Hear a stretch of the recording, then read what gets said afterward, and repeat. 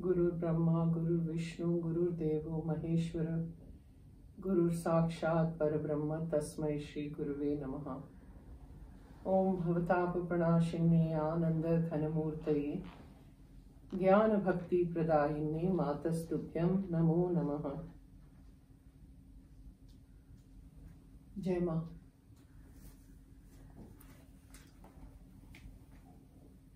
Okay. The next question that I was asked was, if a person doesn't have Diksha, then how does he do jap? Interesting. And there's no issue. It's not like you have to have Diksha to begin your journey. First of all, there has to be intensity. There has to be a drive. There has to be something within you which says, no, I want to do this. Then all the roads open up for you. Now, don't, like I said earlier also, don't go running hunting for a guru. Guru will always find you. Because if you go in the wrong trap, there are lots of wrong things happening in the world, which all of you are aware of. Then you're stuck and you cannot change your guru. Okay, so then whatever the guru says, you have to follow. Unless you come to know that the guru that you thought was a guru was a fake. Then yes, you have the right to give up that guru. But why go into those complications? So supposing you don't have Diksha, what is Diksha first of all? Diksha is when you come to graduation. It's like a graduate degree. Diksha is that. So before you become a graduate, you have to go to kindergarten, you have to learn ABCD, right? So that ABCD, first standard, second standard, all that you have to do. So if there is no exercise from your side, no sadhana from your side, you can't get Diksha. Diksha is given today by Swami Nirvanananji in our ashram, in Ma's ashram, and he's very particular. I remember there were some Brahmin boys who had come just for the heck of it. They came to get Diksha. And I think there were 3 or 4 of them. This is the story I heard from the ashram. And they came up to Swamiji and they said, Swamiji, humko Diksha chahiye. We want Diksha. So Swamiji just looked at them and said, who are you people? What are you? This, that. They said, we are Brahmins and, things like that. So he asked them, do you have a Yagnopavit? They said, no. He asked them, do you do the Gayatri? They say, no. They don't have the Yagnopavit. They're not doing Gayatri. They're not doing anything. Okay, do you do any other Naam? Do you do any other kind of form of puja? They said no. He said, do you see that gate? Just walk out of the gate. You will not get any Diksha. Go somewhere else. Over here, you will not get Diksha. He's that strict and he should be. You see, the other day I saw him. He's about 96 years old. Once you get your Diksha, you have to be responsible to be doing your Sandhya every single day without a break. Now, lots of people just go because they hear that Diksha is very fancy, they think. And they go and they have done whatever they've done a little bit here and there. And Ma has always given instructions that if somebody comes for Diksha, don't refuse them. But Swamiji is very particular. So suddenly, one fine day, I see Swamiji sitting and doing jap. He's a Mahatma. He doesn't have to sit from morning to night doing jap. Do you know why he does it? Because all the people he is given Diksha to, out of them, whoever is not doing their Sandhya regularly, he has to cover up for them. It's a major responsibility on the Acharya Guru that all the people he is given Diksha to should be doing it regularly. Now, do they realize what kind of a burden they are on Swamiji? That from morning to night at the age of 96, he doesn't have to do anything for himself. He's doing it for them because they are not doing it. So that responsibility has to be there. You have to do your Sandhya 3 times a day. It's a must, no matter what happens. If you're traveling, supposing you're on the airplane, doesn't matter if you're on the airplane, you can do Mansik. You can take out your mala and do it. And if you feel people will be watching me, then do it Mansik. Mansik is you don't take out your mala and just do it in your mind. your entire Sandhya, but it has to be done. So now the question was that supposing somebody doesn't have Diksha and doesn't have the jap, then what do? Yes, if your intensity is there, if you're really, really serious about this, all you have to do is take the photograph of your Isht. Don't go to a wrong guru. Take the photograph of your Isht, put it in front of you, make a little mandir, kind of a little space where nobody comes there and nobody touches your things over there. And if you have a little temple, put a photograph of your Isht over there, sit down in front of your Isht, take a book from the market, book of mantras that you get. Find the right mantra for that particular Isht. Bij you will not be able to do just now because you don't have a Diksha. So take out the mantra, whatever the mantra is, tell your Isht, do haath jod ke baitho, fold your hands and sit in front of your Isht and say, I have no guru. I don't know where to go. I have taken you as my beloved deity, my Isht, and I'm in love with you. That intensity has to be there.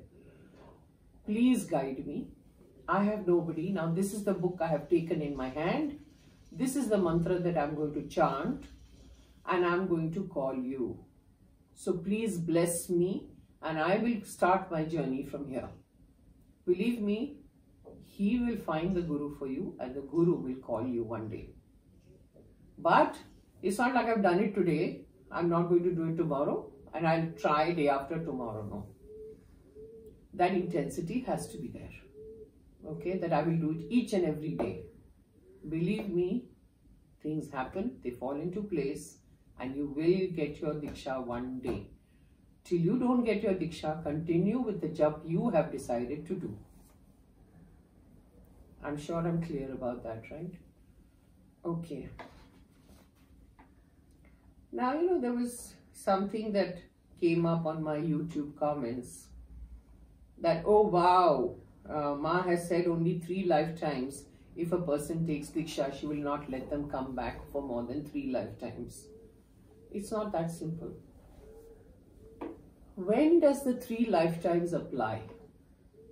If you're really connected with Ma, not otherwise. You just go to visit Ma or, you just take a photograph of Ma and say, Ma, no, I don't want to do because I don't want to come back after 3 lifetimes. It doesn't work like that. Are you really in love with Ma? It's all about love. It's all about giving yourself to Ma. It's all about pining for Bhagwan. That is the situation that has to be created. Then yes, then Ma has said 3 lifetimes.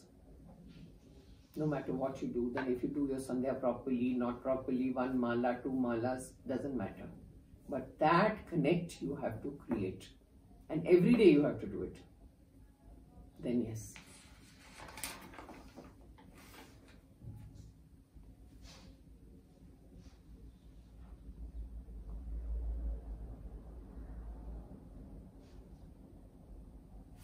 There was another question that what instructions would Ma give to people who are in USA and, in terms of rules and regulations and all that. It's not about USA or UK or India. It's about an individual.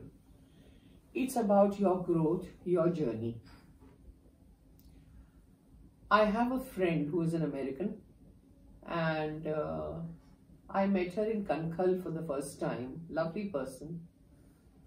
Today she's a sannyasi. She lives in America and she wanders everywhere. She travels everywhere. And she had come to Kankhal also to stay for a little while.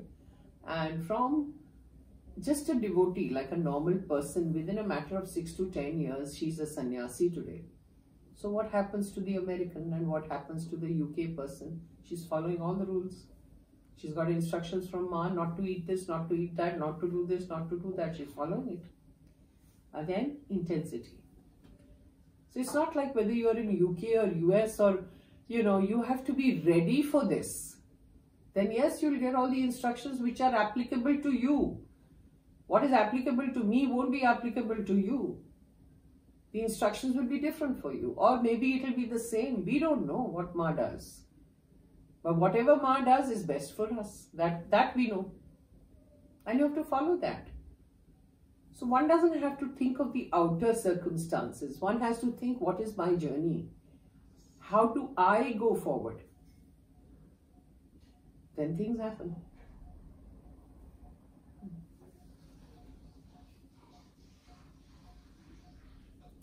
Yeah, there was this thing that, sometimes you feel you want to do certain things in life. Like I remember 2-3 people who wanted very badly to join the ashram and become sannyasis. Ma had given them instructions, no, you can't become sannyasis, you have to get married. Again, according to individual karmas, individual journeys, what they had to come, they had come for, and how they have to finish those things in this lifetime. So she got some ladies married. They were very unhappy in their married life. Believe me, they were not happy at all. So you will say, okay, why did Ma get them married when she knew that they would be so unhappy? That is also you have to exhaust your karmas, right? So if you have that understanding, then things just fall into place and say, okay, you will be able to accept things. Acceptance will be there. But that kind of total dedication has to be there, na?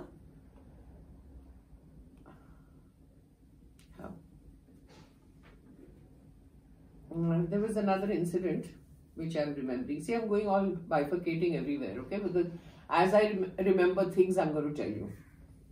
Now, people talk in terms of Ma's rules. Ma has made this rule and this rule. No, it's not like that. Ma has made rules for individuals. It's not a universal rule, right? Now, I remember there was this incident when a Brahman, like a Brahmin body, okay, a person walked into Ma's room. And he was into sadhana and all that. And my father was also sitting in that room. And he started talking about sadhana and saying that, I do this and I do that and all that. So Ma said, okay, go sit in that corner, sit on the asan and show me all the asanas that you are able to do. So that man sat down and he could not do the asanas. He could not sit in the right postures and he could not do all those things. And Ma fired him. Said, Brahman hoke tumko asan nahi aate hain. Means being a Brahman, you don't know how to do asanas and you don't know how to do things like that. Now my father was sitting over there hearing this conversation. And he got so scared because he also didn't know any asanas or anything. He was doing his own thing, So he just sheepishly looked at Ma. So Ma looked at him and said, K means what? So he very quietly said, Ma, mujhe bhi nahi aata hai. Even I don't know all these things. So she said, shh, it's not for you, it's for him. See? Do you see what I'm saying? People will say all Brahmins, Ma has said all Brahmins have to know asanas and have to do this and have to do that. It's not a universal rule. She gave instructions for that Brahman, not for this Brahman who was my father. See how the rules are different. So whatever is applicable to you and for you will be given to you. People say, oh, you're a sannyasi, you're sitting in the house. How come you're not in the ashram? I do have a room in Bhimpura ashram. I have a small kutia, a little house in Bhimpura ashram. Okay, it's a lovely house. It's about 380 square feet, tiny. But I've made all the arrangements inside. And I was asked to take this by Swami Bhaskaranandji, which I will talk in the next episode. But I do have a room there. I have a place in Haridwar also where I travel, where I go. But I'm still in my own house. Wherever a sadhu lives is an ashram, isn't it? So people ask me, oh, but you're a sannyasi. How come you're living in the city and you're in your own home? If Ma has made me stay here and sit here, why won't I?